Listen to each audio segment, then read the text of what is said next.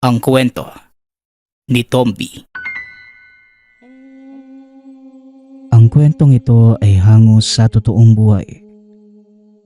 Mula ito sa isa nating tagapakinig na itago na lang natin sa pangalang Istoy. Taong 1980. Leganes, Iloilo. Anak ng isang manggagamot itong si Istoy. Nang mga panhong ito, sinasanay siya ng ama sa larangan ng panggagamot.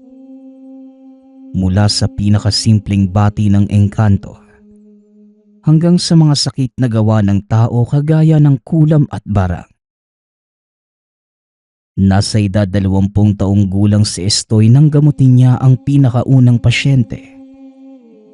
Noong una inakala lang ng binatang pangkaraniwang bati lamang ito. Ngunit nakailang balik na ang pasyente. Hindi pa din ito gumagaling. Dahil sa pangyayaring yun, napagkamalang huwad na manggagamot si Istoy. Kaya naman nakialam na ang ama. Pasensya na kayo ha. Hindi ko kagad naintindi ang pasyente. Inakala naming simpleng bati lang ito. Mahusay ang mambabarang na dumali sa anak nyo. At aaminin kong mabigat ang parusang ibinigay niya sa bata. Sabihin nyo nga sa akin, may nakaalitan ba kayo? Tanong ng tatay ni Istoy. Natawagin na lang natin sa pangalang Franco. Teka ka Franco, nabarang ang anak ko. Paano nangyari yon? Sa naaalala ko, wala namang kami nakaalitan maliban na lang sa mga taong naiinggit sa amin. Tugon ni Mang Kaloy. Kaunting kaalaman tungkol sa pamilya ng pasyente. Mula sa isang prominenteng pamilya ang mga ito. Nagmamay-ari ng malaking tubuhan sa bayan. At masasabing nakakaangat sa lahat ng taga roon ang pamilya ni Mang Kaloy. Kaya marami din ang naiinggit. Maaaring gano'n ang nangyari. Pero may ideya ba kayo kung sino ang mga ito? Tanong ni Ka Franco. Hindi naman magawang ituro ni Mang Kaloy kung sino ang maaaring may gawa. Hindi po ako sigurado Ka Franco. Dahil napakarami nila kung iisa-isahin ko. Halos lahat ng kapitbahay namin sa subdivision. Masasabi kong naiinggit sa katayuan namin. Tugon ni Mang Kaloy. Kung ganon, isang paraan lang ang maaari nating gawin. Kailangan kong kumuha ng dugo mula sa iyong anak. At yon ay kung ipapahintulot mo. Kung ito lang ang tanging paraan para gumaling ang anak ko, sige papayag ako. Gawin po ninyo ang lahat para malaman kung sino may gawa. Wika ni Mang Kaloy. Nang makuha ang pagsang-ayon ni Mang Kaloy, sinimula ni Ka Franco ang isang ritual upang matunton ang may gawa. Gamit ang dugo mula sa pasyente at ilang hibla ng buhok ay nagawang matunto ni Ka Franco ang kinaroroonan ng mambabara. Nagawa ko nang malaman kung sino ang may gawa. Pero hindi ito ang taong may galit sa iyo. Hinala ko, binayaran lang siya para parusahan kayo. Wika ni Ka Franco. Sunod niyang ginawa ay ang pagpapasapi sa mambabara. Ngunit sadyang madulas ito at hindi niya magawang mahuli. Mukhang kailangan nating sadyain sa kinaroroonan niya ang mambabarang ha. Hindi ko siya kayang papasukin sa katawan ng anak ninyo. Wika ni Ka Franco. Ano po ang maaari nating gawin Ka Franco? Tanong ni Mang Kaloy. Ako na ang bahala sa lahat. Ang gagawin nyo na lang, manatili sa tahanang ito at wala kayong gagawin hanggat wala akong sinasabi. Tugon ni Ka Franco. Hindi na sinabi ni Manong Franco ang binabalak.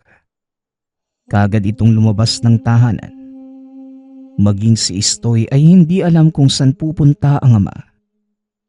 Pinili na lamang nitong sundin ang ama at nanatili sa tahanan. Ngunit hindi nito alam na yun na pala ang huling beses na makikita niyang buhay ang ama. Kinahapunan, may taong dumating sa kanilang tahanan. Naghatid ng masamang balita. Sinabi nitong wala na si Ka Franco. Natagpuan na lamang itong walang buhay sa isang talahiban malapit sa ilog. Ayon sa pagsisiyasat ng mga otoridad, walang ibang sugat ang matanda, maliban sa dalawang maliit na tusok na parang gawa ng karayom sa leeg. Dahil sa kaganapan, dumalaw ang nakakatandang kapatid ni Ka Franco na tawagin na lang natin sa pangalang Tatang David. Hindi ito kumbinsido sa sinabi ng mga otoridad, kaya siya mismo ang nagsagawa ng sariling investigasyon. Kung hindi nyo na itatanong, isa ding batikang manggagamot itong si Tatang David. Kagad niyang malalaman kung ano ang totoong kinamatay ni Ka Franco. Pagkarating nito sa tahanan, kagad niyang pinuntahan ang nakaburol na katawan ng kapatid. Walang sabi-sabi. Binuksan ng ataol upang tignan ng sugat. Napatingin sa kanya ang mga nakikiramay noon. Nagtataka kung bakit niya binuksan ang ataol. Nilapitan pa siya ni Istoy at tinanong, "Tio David, bakit po ninyo binuksan ang ataol ni tatay?" Tanong ni Istoy. Napalingon sa kanya si Tatang David. Itinuro ang sugat ni Ka Franco. "Sa palagay mo gawa lang ba ito ng isang normal na tao? Pues hindi nila ako maluloko. Ang tatay mo ay biktima ng isang mambabarang gamit ang isang uri ng makamandag na gagamba na kung tawagin ay balingayaw. Sa sobrang lakas ng kamandag nito, direktang mamamatay ang sino mang makakagat ng ganitong uri ng gagamba. Kaya din itong pumatay ng isang may gulang na kalabaw.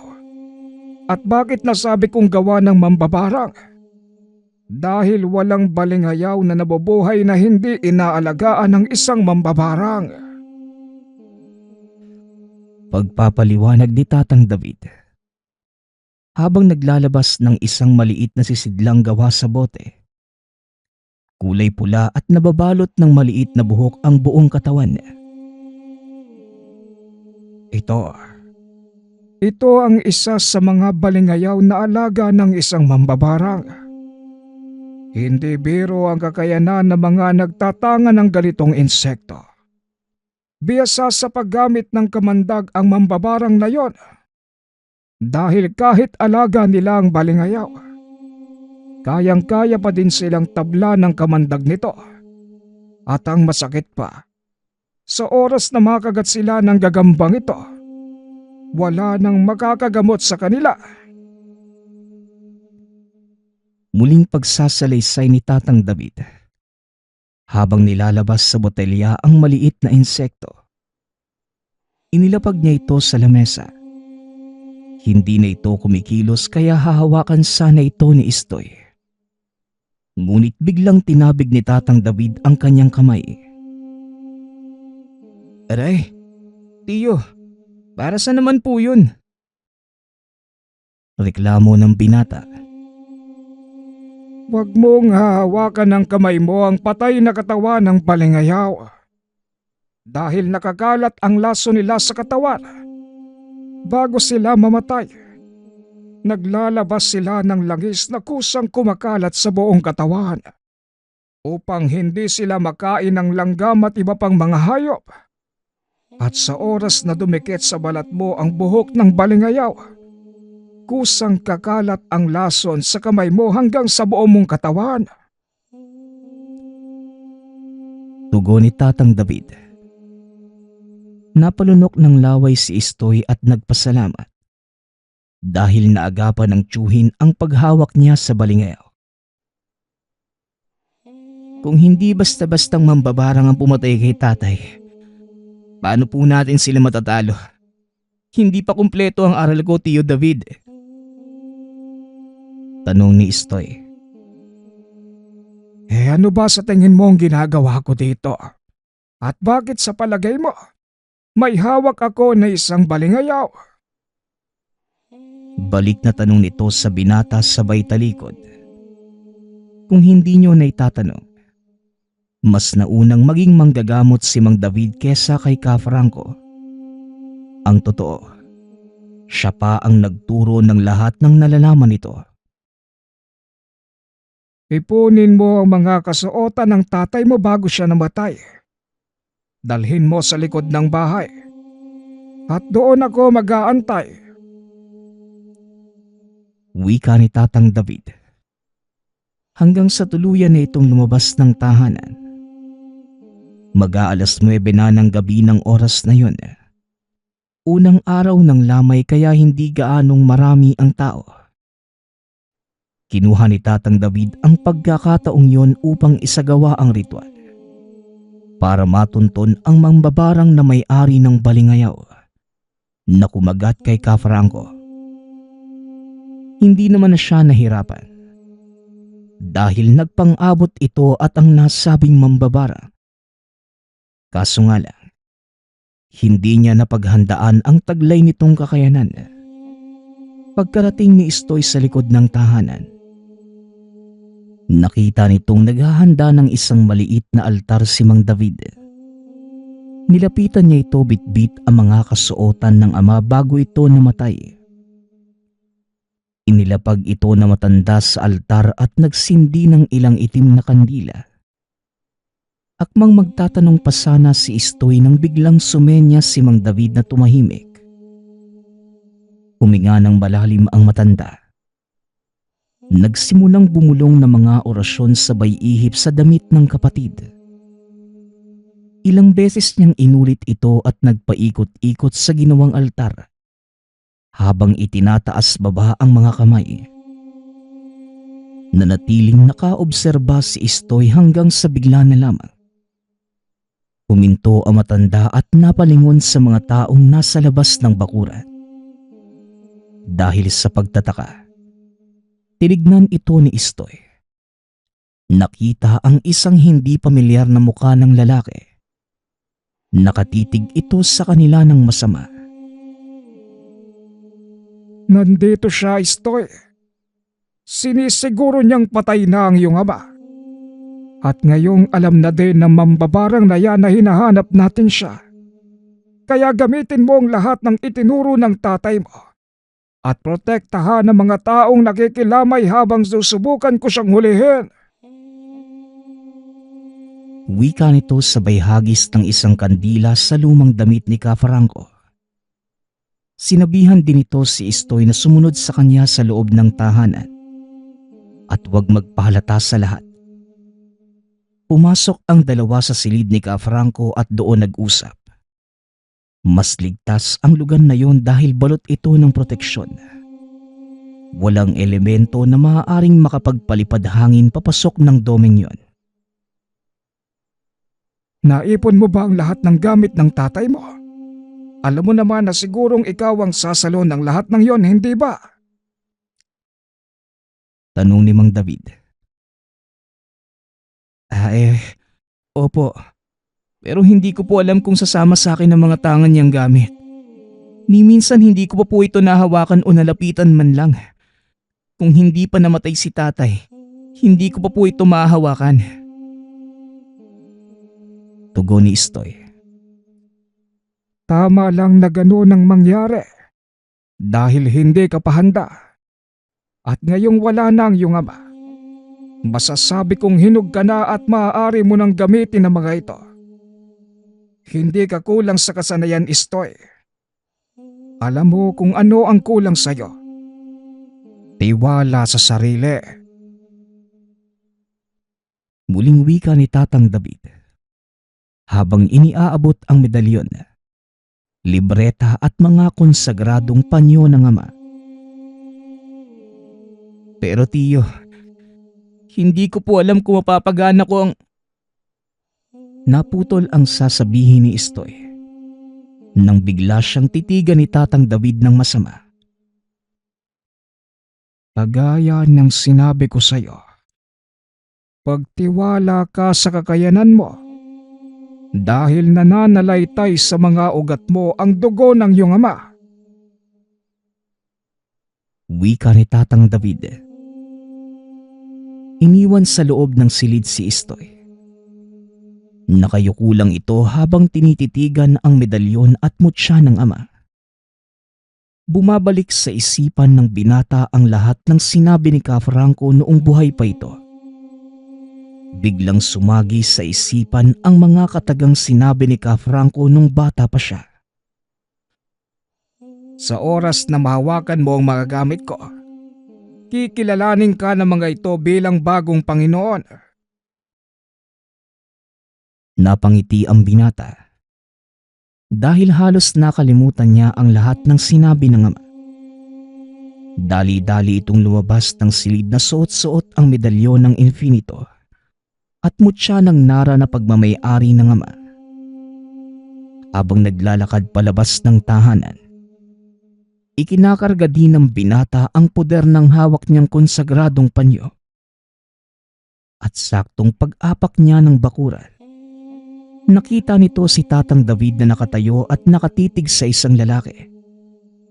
Ito din yung nakita nila bago pumasok ng tahanan.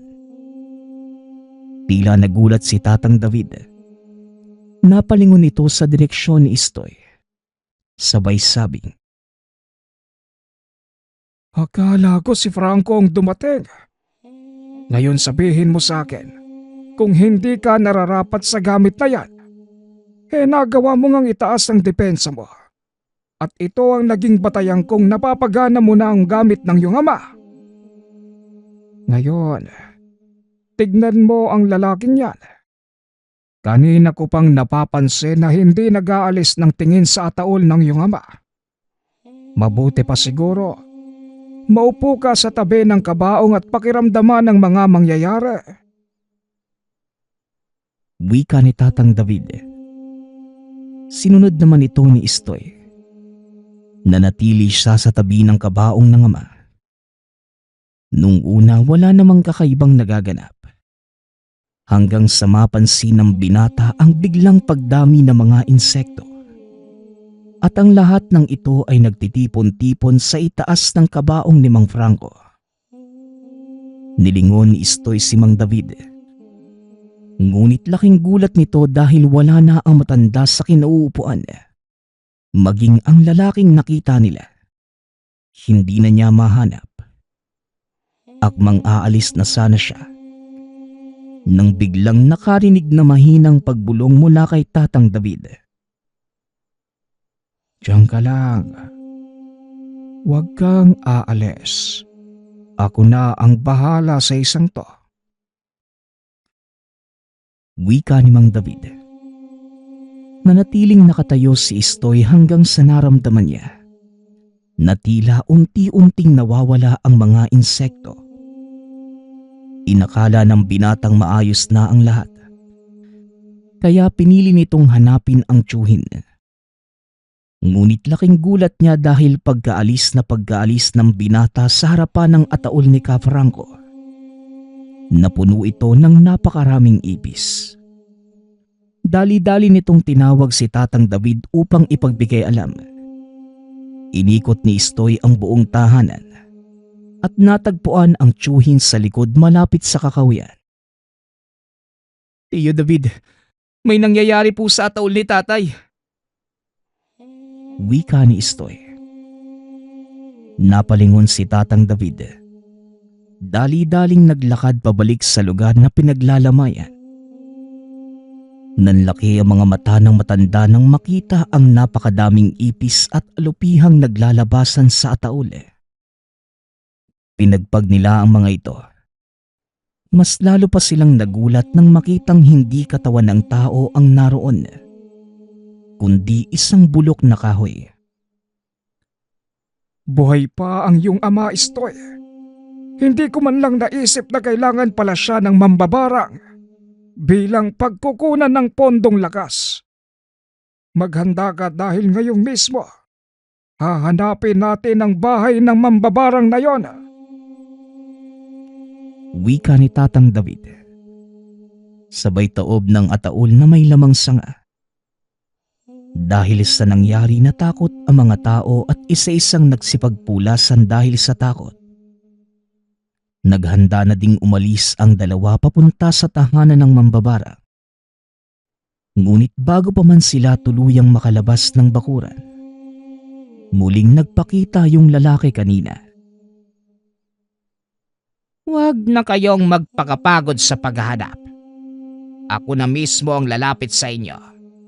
Bakit ba kasi ang hihilig niyong makialam? Ayan tuloy, napapahamak pa kayo.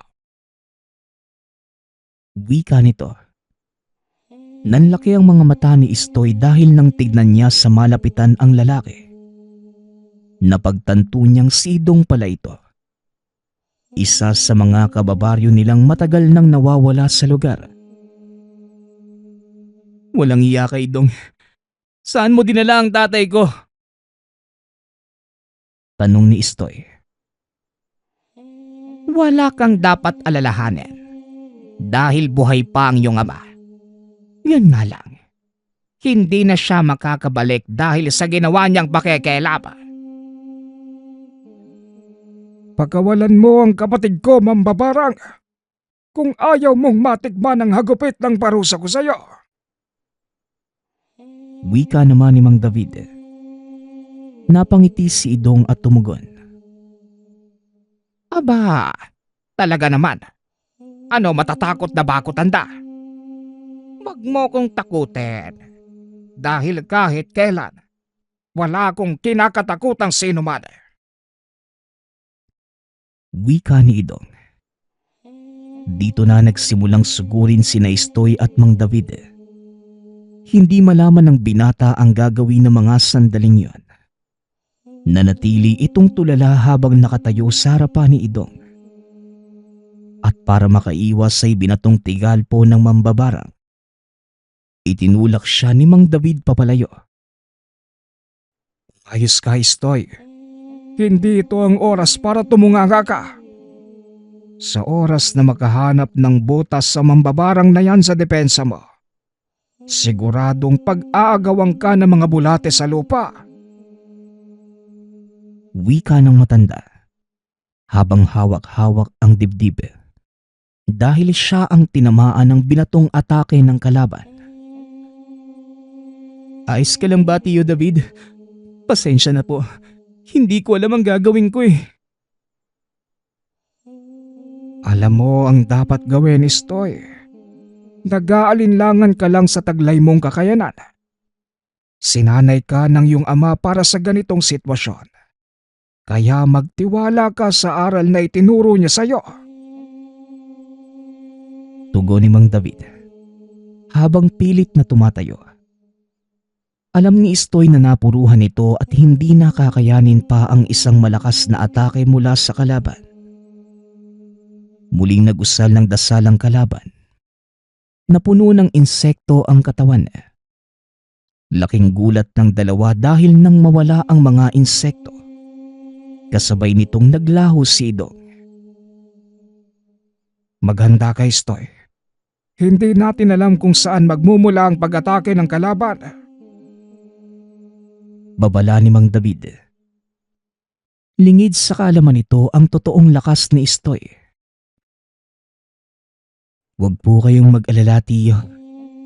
Alam ko kung nasan ang totoong katawan ni Idong. Mahinang wika nito. Sabay usal ng isang dasal at tarak ng daliri sa lupa. Biglang nagsisigaw si Idong at lumantad ito mula sa likod ng isang puno. Halos hindi makatayo dahil sa lakas ng ataking binigay ni Istoy. Napatingin naman si Tatang David sa pamangkin at napatanong. Kailan mo ba natutunang gamitin ang dasal na yan? Ang alam ko, tatay mo lang ang nakakapagpagana niyan. Isang malakas na sandata ang dasal na yan. Dahil saklaw ng dome nito ang kapangyarihan ng kuryente. Wika ni Tatang David. Napangiti si Istoy at tumugon. Ito po ba? Nauna po kasing ituro sa akin ni tatay ang dasal ng arkanghel na si Metatron. Halos buong buhay ko po itong pinag-aralan. Ang totoo po, ngayon ko lang ito nagamit at hindi ako sigurado kung gagana eh. Pero kinakaawaan po yata tayo ng dakilang anghel ng Diyos. Wika ni Istoy. Matapos yun naglakad ito papunta sa kinaroroonan ni Idong. Namimilipit na ito kaya kampante ang binatang hindi na makakagawa pa ng anumang pag-atake ang kalaban. Ngunit laking gulat ng binata nang maramdaman ang isang insektong gumagapang sa likuran.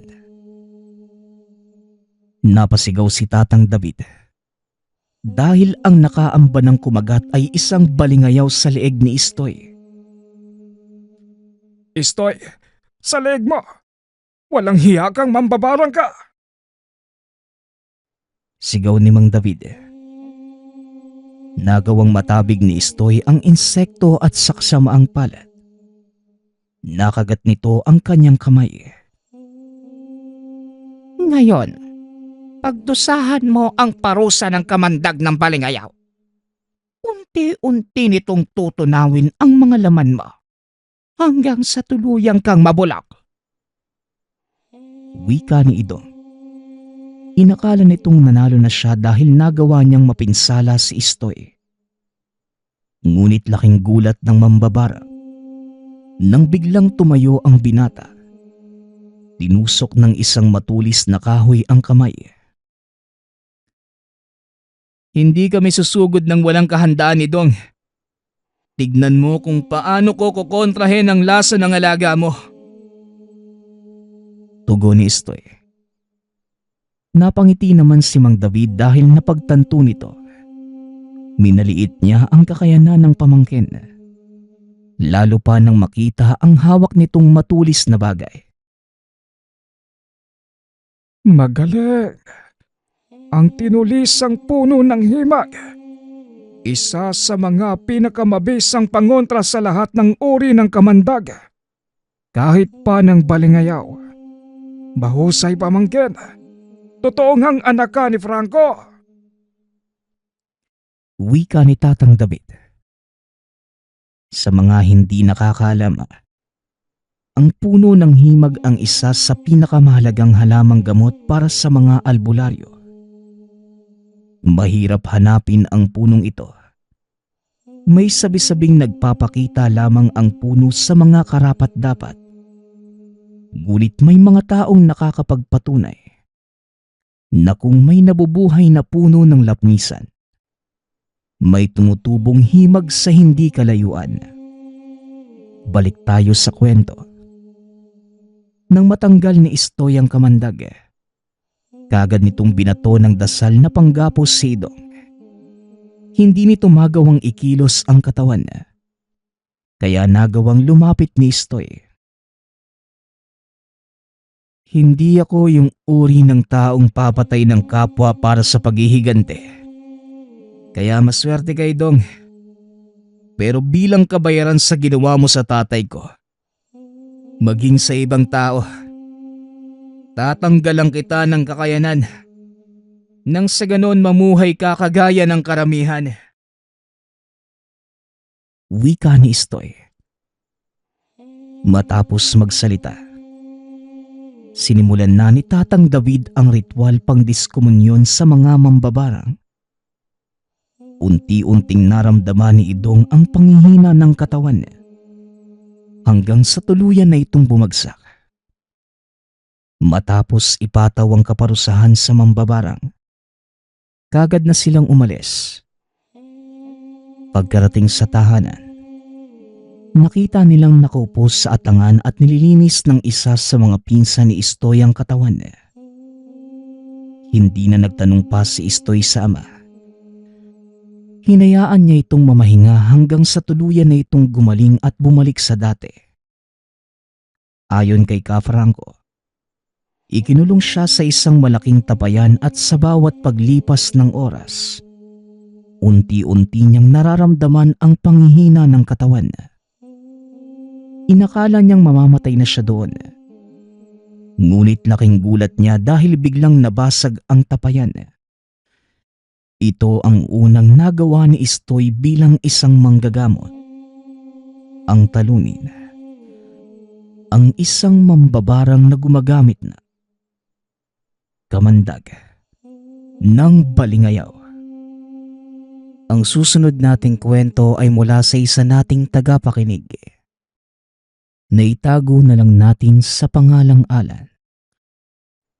Taong 2004. Probinsya ng Siquijor. Nang mga panahong ito, kakalipat pa lamang ni Alan sa lugar. Kasalukuyan siyang naninirahan sa bahay ng kaibigang si Andrew. Nagtatago ito sa mga otoridad, pati na din sa mga kamiyembro sa sindikato. Natuklasan ng kapulisan ang kanilang ilegal na gawain dahil lamang sa kanyang pagkakamali. Na-set up si Alan. Hindi niya akalain yung kainuman niya pala isang alagad ng batas. Nakanta niya ang mga hindi pwedeng malaman. Mabutit nakatakas pa rin siya sa kamay ng mga pulis. Alam niyang pinaghahanap na ang kanyang mga kagrupo. Alam din ni Alan na galit sa kanya ang kanilang amo. Kamatayan ang sasapitin niya sa oras na makita siya nito. Kaya't na mga panahong yun, ilang linggo din siyang nagtago sa maliit na tahanan ng kumpare. Mag-isa lamang din ito sa buhay. Tama naman ang kanyang napuntahan. Liblib at konti lamang ang tao sa lugar. Noong una, nangangamba si Andrew na siya ay patuloyin at baka madamay. Subalit nang bigyan ni Alan ng pera ang kaibigan, maluwag siya nitong tinanggap. Pareho naman silang gumagawa ng ilegal. Si Andrew ay nangingisda sa pamamagitan ng dinamita, kaya hindi nito alintana kung saan nanggaling ang bigay na pera ni Alan. Isang araw, may nabasang balita si Alan sa pahayagan. May nawawalang mga bata sa lugar. Gawa ito ng isang sindikato. Dinudukot para kunin ang lamang loob. Dahil sa nalaman, bigla siyang kinabahan. Alam niya na yung mga kagrupo niya ang gumagawa ng ganong klase ng krimen. Ibig sabihin lang, hindi pa ito nahuhuli ng mga pulis. Malaki ang posibilidad na manganib ang buhay dahil sa galit ng kanyang amo. Hindi lang simpleng pagkanta ang nagawa ni Alan. Dahil ninakawan niya rin ito ng pera na nagkakahalaga ng milyones. Ito ang dahilan kung bakit siya nagtatago. Kakakain lang nila ng mga sandaling yun. Ngunit nakita ni Andrew na namumutla si Alan. Kaya pinakalma siya nito. Ano ka ba naman pare? Huwag kang mag-alala. Ligtas ka dito at walang sino man ang nakakakilala sa'yo. Basta, itago mo lang yung pagbumuka mo ha. Baka naman ibang sindikato yung nakalagay sa pahayagan. Alalahanin mo, yung grupo na pinasukan mo, galing pang probinsya. Wika ni Andrew. Dahil sa sinabi ng kaibigan, nabawasan ng kaunti ang takot. Tama naman ang sinabi ni Andrew. Baka ibang sindikato ang nasa balita. Madali kasi ang pera sa pagbebenta ng lamang loob. Saksi mismo roon si Alan kung gaano kayaman ang namumuno sa kanila. Kaso nga lang, alam niya ang madilim na sikreto ng amo. Sa tuwing kakagat ang dilim, nagbabago ito ng anyo. Kaya't alam na niya sa kung paanong paraan siya papatayin ito. Dahil sa pananahimik ni Alan, Natawa na lang si Andrew sa kanya. Ano ka ba naman pare? Hindi ka nila mahanap. Ligtas ang lugar na to para sa'yo. Hindi ka na pag-aaksayahan pang hanapin nun para patayin. Siguradong abala pa rin sila sa pandurukot ng mga bata. Kaya kung ako sa'yo, kalimutan mo na yan. Ang dapat mong problemahin, yung mga pulis na patuloy na humahanap sa'yo. Wika ni Andrew. Palibhasa, hindi pa nabanggit ni Alan sa kaibigan ang tungkol sa pagkatao ng amo. Para sa kanya, kahit isa itong impakto, mabait naman ito sa mga nagtatrabaho sa kanya. Pero sa oras na pagtaksilan at lalo na kung pagnakawan, masama itong magalit. Napatunayan niya yon sa dati niyang kasamahan na umahas sa amo nila. Kahit nagtatago ay nahanap pa rin ito at napatay. Kitang-kita mismo ni Alan kung paanong lantakin ng hilaw ng kanilang amo ang pugot na ulo ng dating kasamahan. Siya nga pala, pumasok si Alan sa sindikato dahil sa matinding kagipitan. Ninakawan naman niya ang amo dahil para kahit tumalikod na siya sa samahan, meron pa rin siyang perang panghahawakan. Hindi niya rin kayang sikmurain ang masawang gawain tulad ng pagpatay. Kaya't pagnanakaw na lamang sa sariling amo ang kanyang ginawa. Maraming salamat pare sa pagpapalakas ng loob ko. Mukhang tama ka naman eh. Baka ibang sindikato nga yun. Pero kung mahanap man nila ako, pasasabugan na lang natin ang dinamita, no? Mahusay kang gumawa nun eh. Biro ni Alan. Hanggang sa isang araw, napagpasyahan ni Alan na lumabas para bumili ng pagkain. Balot naman ito para hindi siya mamukaan. May dala din siyang baril bilang proteksyon. Naisipan niyang dumaan sa kakahuyan, natatagos papuntang bayan para walang gaanong makasalubong na tao. Dito niya napagtantong maganda pala sa gubat dumaan. Bukod sa merong matatayog na puno, marami ding yamang tubig kagaya ng sapa at batis. Naaaliw ito sa mga nakikita. Ngunit sa kalagitnaan ng paglalakad, meron siyang nakitang abandonadong bahay. Nagtaka ito dahil meron palang naninirahan sa ganitong klaseng lugar. Maliit lamang yung tahanan.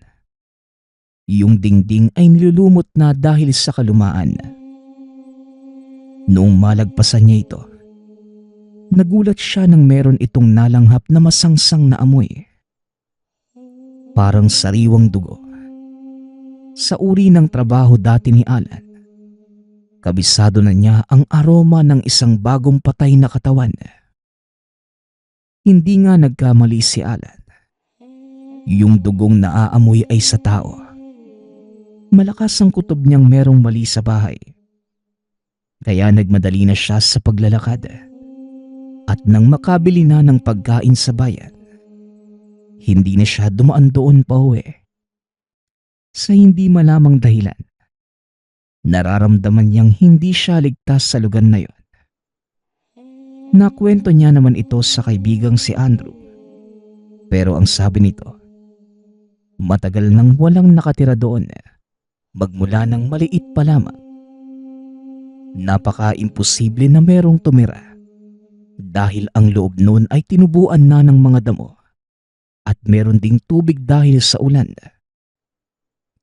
Kaya't pinaniwalaan ni Alan ang kwento ni Andrew. Sa palagay niya, baka guni-guni lamang ang mga narinig kanina. Mabilis na lumipas ang araw. Walang nagbago sa ginagawa ni Alan sa buhay. Nagtatago lamang siya at kapag naubusan na ng pagkain, doon na lamang lumalabas para bumili. Pagsapit ng gabi, habang natutulog sina Alan at Andrew sa double deck, bigla silang nakarinig ng tunog ng isang sasakyan. Nagtataka si Alan dahil liblib ang kinalalagyan ng tahanan ni Andrew. Wala ring maayos na daan at malubak ang lupa.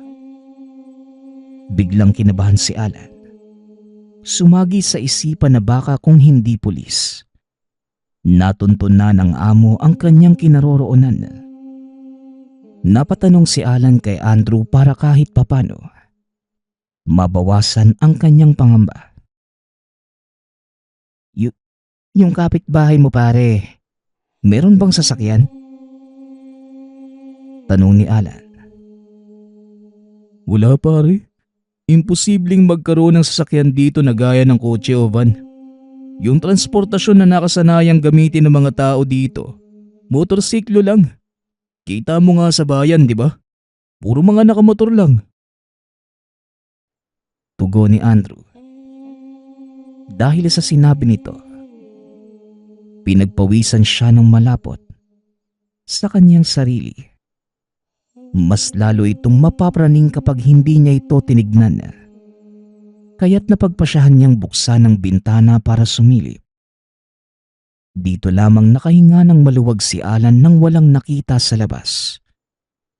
Pero ang pinagtataka niya, may naaamoy siyang usok ng sasakyan. Kaya't inisip ng binata na baka truck lamang ng mga sundalo at baka sa harapan ng bahay dumaan. Sinara niya ang bintana at muling nahiga. Napansin niyang tahimik na si Andrew sa itaas ng double deck. Kaya't sa palagay niya, nakabalik na ito sa pagkakatulog. Hanggang sa ilang minuto ang lumipas, muling nagulat si Alan nang merong lumapag sa kanilang bubungan. Paikot-ikot lang yung mabigat na yabag. Hanggang sa meron siyang narinig na mahinang boses na tumatawag sa pangalan. Dito na kinutuban si Alan na baka natunto na siya ng kanyang kinakatakutan. Paulit-ulit na bumubulong ang nilalang sa labas hanggang sa yung gasera. Kusang namatay kaya binalot ng dilim ang buong kwarto. Napatalukpong ng kumot si Alan dahil sa takot. Napapaluha na lamang dahil alam niya na malapit na ang kanyang katapusan. Wala siyang makita sa buong paligid. Pero hindi nagtagal. Parang may malamig na bagay na dumampi sa pisngi. At nang mahawakan niya, naramdaman niyang manipis lamang ito. Madulas ngunit napakalamig. Dahilan upang mapasigaw si Alan. Bigla namang nagising si Andrew. Bakit pare? Anong nangyari? Teka, bakit nakapatay na ang gasera? Tanong ni Andrew. Natunto na niya ako pare. Nandito na siya. Tugon ni Alan. Kaya naman naguluhan si Andrew sa sinabi. Nagtanong ito kung sino yung tinutukoy ni Alan. Bumangon din siya para sindihan muli ang kasera. At nang lumiwanag muli ang paligid, dito na sumagot si Alan. Yung amo ko pare, alam niya na ang kinaroroonan ko. Papatayin niya ako. Papatayin niya ako. Wika ni Alan at hindi na napigilang maiyak. Nasa labas pa ba siya? Tanong ni Andrew habang kinukuha ang itak. Umiling si Alan pero lumabas pa rin si Andrew. Hindi nagtagal. Bumalik ito at nagsabing wala naman itong nakita sa labas. Dito na lamang kumalma si Alan. Hindi din niya akalain na yung mahabang dila ng aswang ay kayang lumusot sa masikip na siwang ng bintana. Sigurado siyang amo niya lang ang may kakayahang gumawa ng ganong bagay. Hanggang doon lamang naman ang nangyari. Kaya't kinabukasan, napagpasyahan ni Alan na magrenta sa apartment para hindi na siya masundan. Pero makaraan ng isang buwan na, tuwing sumasapit ang gabi, may nararamdaman na naman siyang kakaiba. Laging lumalagotok ang bubong na parang may nakasampa. Pero hindi niya ito pinapansin hanggat walang malubhang nagaganap. Noong bumalik siya sa pagkakatulog, nanaginip siya ng masama. Kaya't napabalikwas ito sa higaan. Tila totoo yung bangungot na yun. Kinabukasan, nagpunta si Alan sa bahay ni Andrew. Ikwinento niya dito yung napanaginipang kagabi. Yung nadaanan kong abandonadong bahay sa Kahuyan, pare. Nakita ko na maraming nakatambak na putol-putol na katawan ng tao. Bumabaha din ng dugo. Alam mo ba kung sino yung gumagawa nun? Yung amo ko at yung dati kong mga kasamahan. Mukhang nandito rin sila sa probinsya. Wika ni Alan. Napailing naman si Andrew. Ay naku, sa kakaisip mo yan ng negatibo pare. Kaya ka napapraning. Baka nga pusa lang yung nasa bubungan. Ganon din sa nalipatan mo. Magpasalamat ka. Hindi ka nakikilala ng mga tao sa apartment. Sa katunayan, tutol pa nga ako sa pagtira mo doon eh. Lantad ka at may posibilidad na mahuli ka doon ng mga pulis. Dito, tagong-tago ka rito eh. Lumipat ka pa dahil sa pagiging nerbyoso mo. Saka yung gumapang sa pisngi mo nung nakaraan. Baka butiki lang yun eh. Kung ako sa'yo pare, bawas-bawasan mo na yung pagkakabi mo. Maikli lang ang buhay para mamuhay ka ng laging may inaalala. Pagsasalaysay ni Andrew, napagtanto ni Alan na tama ang mga payo ng kaibigan. Kaya muli siyang bumalik sa tahanan nito. At dahil na rin sa kuryosidad, tuwing mamimili siya ay dumadaan muna sa Kakahuyan kung nasan yung abandonadong bahay. Kagaya ng dati, nakakalanghap ito ng masangsang sa lugar na para bang merong katayang nagaganap. Minsan naman parang may nakamasid sa kanya sa abandonadong bahay. Ayaw niya namang lapitan dahil natatakot siya sa kanyang sarili. Paano na lamang kung totoo ang kanyang napanaganipan? Balak niya sanang pasukin ang bahay. Kaso nga lang, baka hindi na siya makauwi pa ng buhay. Ngunit dumating ang araw na gusto na niyang malaman kung anong meron sa loob ng abandonadong bahay sa Kakahuyan. Lumapit siya sa bintana. Nagtataka ito dahil nakita niyang malinis ang loob. Nawala na din ang sangsang na kanyang nalalanghap. Lumapit siya sa pintuan at itinulak ito. Kaagad namang bumukas hanggang sa pumasok na siya sa loob. Makintab ang sahig. Miski ang dingding ay bagong pintura. Kung hindi nagkakamali si Alan, meron ngang nakatira doon. Ngunit pinagsisisihan niya kung bakit pa siya pumasok. Merong lumabas galing sa kusina. Kilala niya ang taong ito. Walang iba kundi ang kanyang amo na merong hawak na bolo. Kumusta na Alan?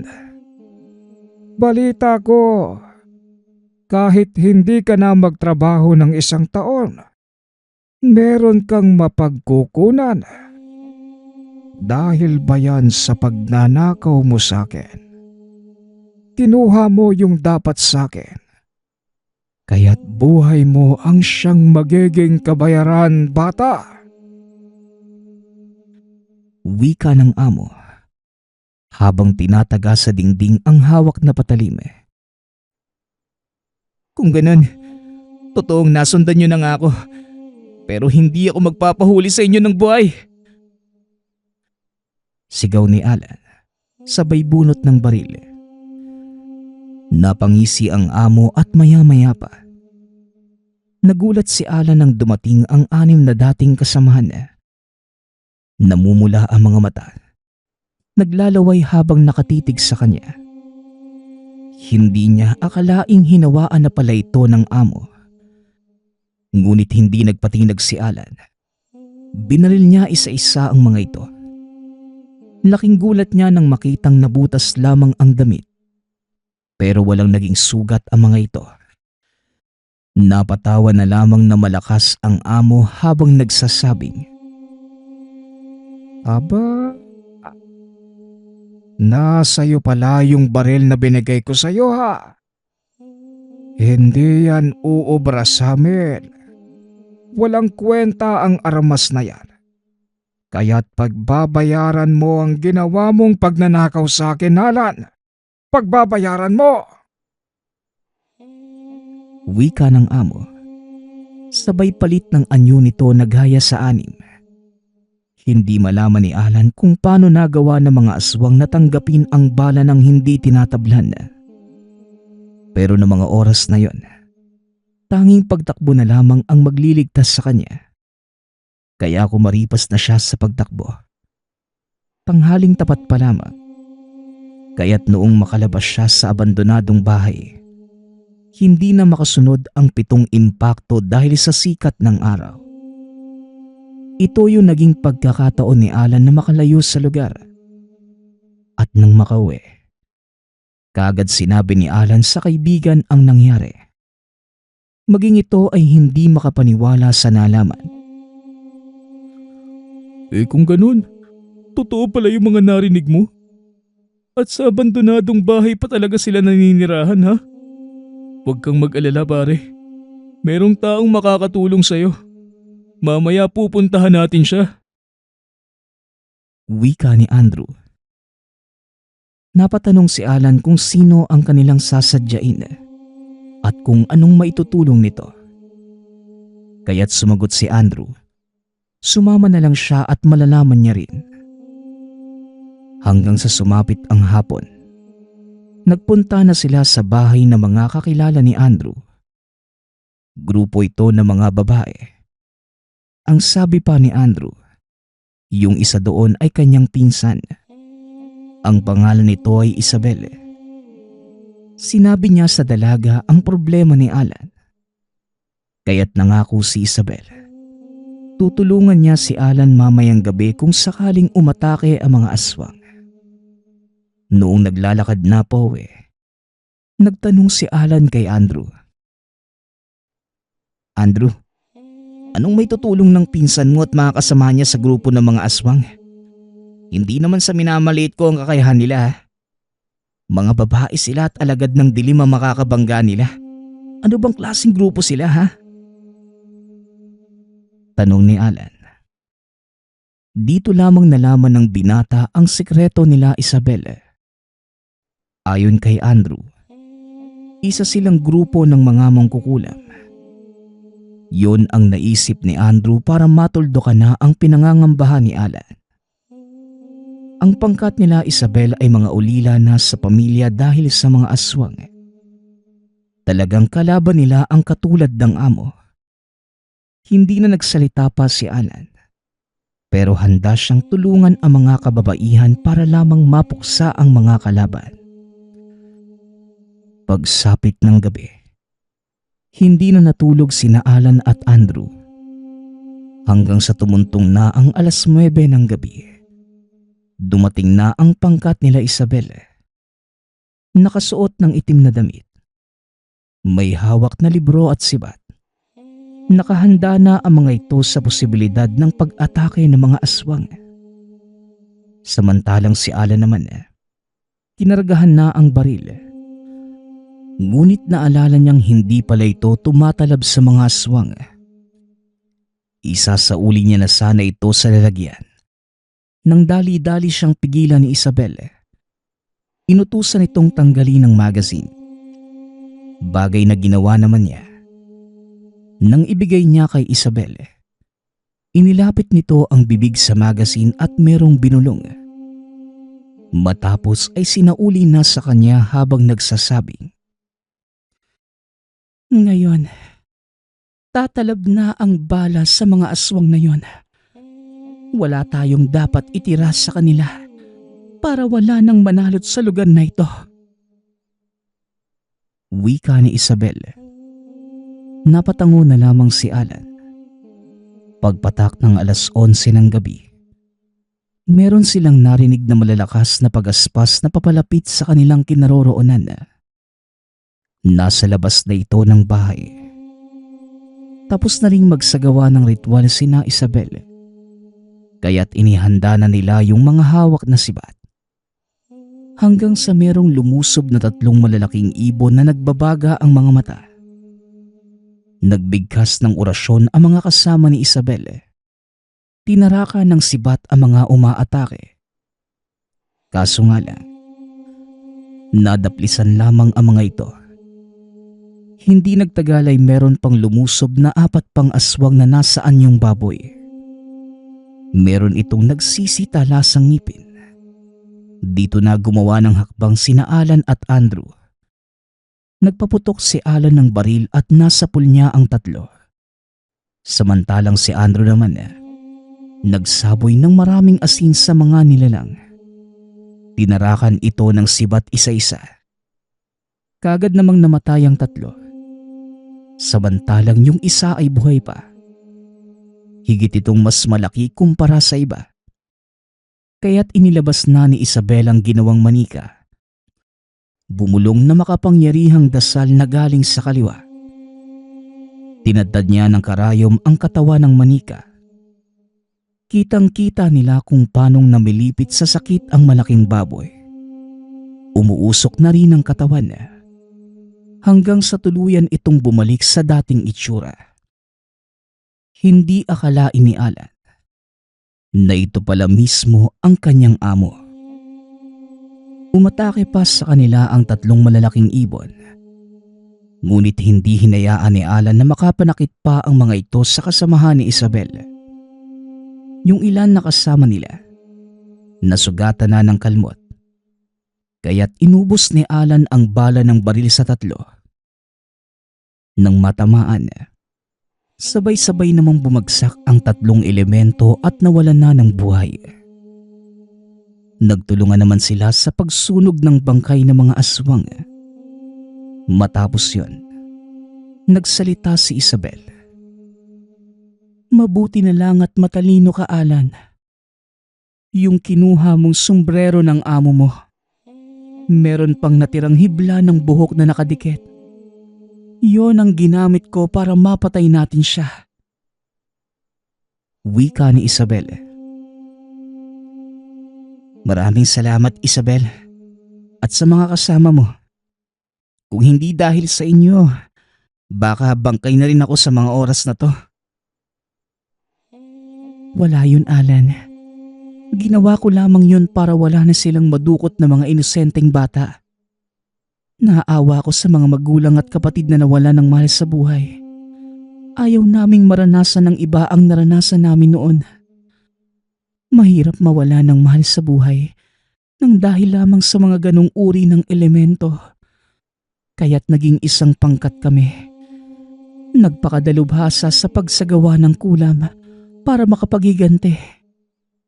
Pero ang kulam na ito, kakampi ng kabutihan, hindi ng kasamaan.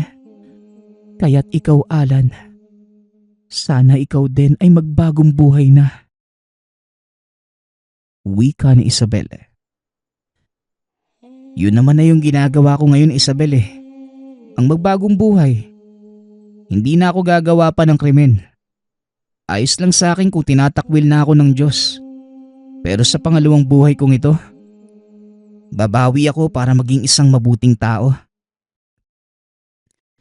Wika ni Alan. Napangiti si Isabel dahil pareho sila ng pananaw sa buhay. Nang sumunod na araw, pinuntahan ni Alan at Andrew ang abandonadong bahay. Tama nga ang hinala ni Alan.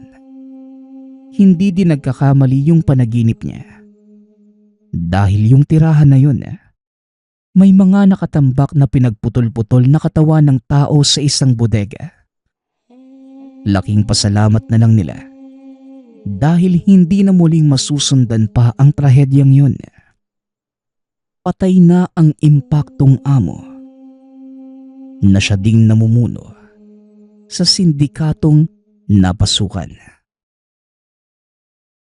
Nagpapasalamat nga pala ako sa nagpadala ng ating kwento. Naway nagustuhan niyo ang inyong napakinggan. Nagpapasalamat din ako sa lahat ng patuloy na nakikinig at sumusuporta sa ating channel. Naway patuloy niyong suportahan at pakinggan ang ating mga kwento. Hanggang sa muling pakikinig. Paalam.